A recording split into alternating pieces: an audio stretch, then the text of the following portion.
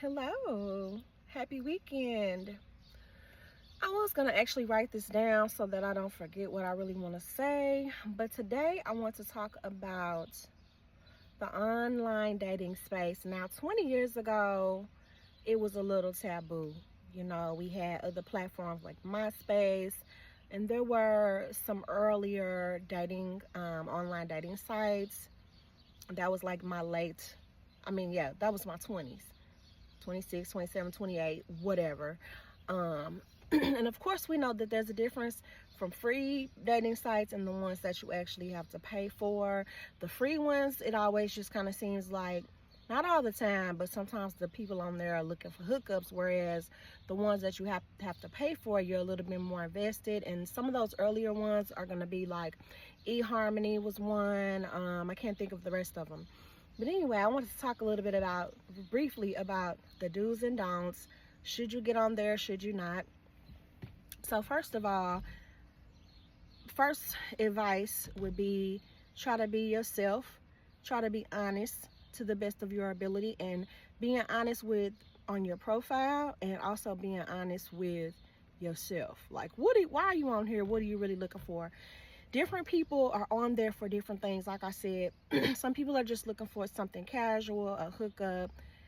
Some people may be on a break from the person they're married to or in a relationship with, and they're bored. They just want to check it out and see what it's all about. Some people may have told their friends that they were going to get on there. Whatever. Again, keep in mind that different people are on there for different reasons. Even myself, to be honest, sometimes I've just gotten on there whenever, I got bored, or if I was dating someone and it didn't work out and I'm like, oh, well, back to the drawing board, right? So it's kind of good to see what's out there.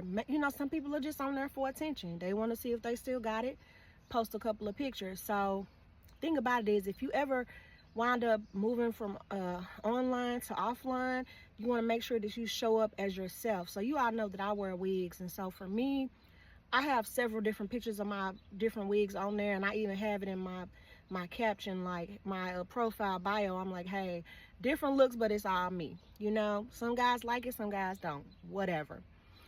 Another piece of advice is, if they're not really, really not your type, then don't swipe right, right? I mean, I think that it's okay that sometimes you have a type or a person that you're more attracted to than others, but then too, you also don't want to be so rigid, because it may be someone who may not be exactly your type, or you're not all the way attracted to, but it may be something else about them that you may be able to learn. It could be their personality, it could be something clever that they put in their bio, or their fun facts.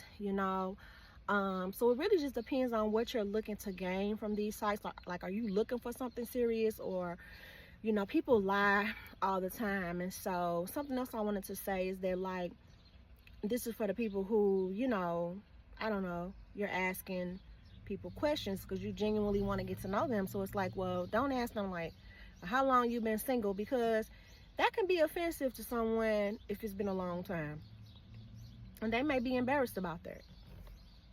Whatever, shouldn't be nothing to be embarrassed about, right? Then, or it could be someone who just recently broke up, right? These are good things to know, but there's a certain way to ask those questions, and maybe you don't want to ask that right in the beginning, but everybody's different. Some people just like to cut to the chase, but again, that could be a turn off for some people. Another thing is, don't send messages back to back. If they don't respond, right away, just let it go. Keep it light, keep it moving. It's a numbers game, right? To a certain extent. Another piece of advice, don't be self-deprecating.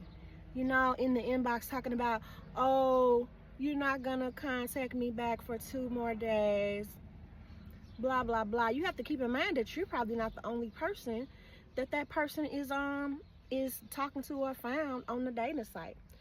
Some people may totally disagree with dating sites, and some people may just look at it as something fun to do, something to try. Got to be careful, because people still be out here catfishing. If you ever decide to meet up with one of the people, make sure either you're in a group setting, or you're in a busy area, or one of your friends knows where you're going. You know, share your location with a trusted friend or family member. You know, meet up somewhere public. Don't go to somebody's house, right? Not on the first time meeting them. So let me know what you all think about this online dating, you know, because it's here, it's not going away.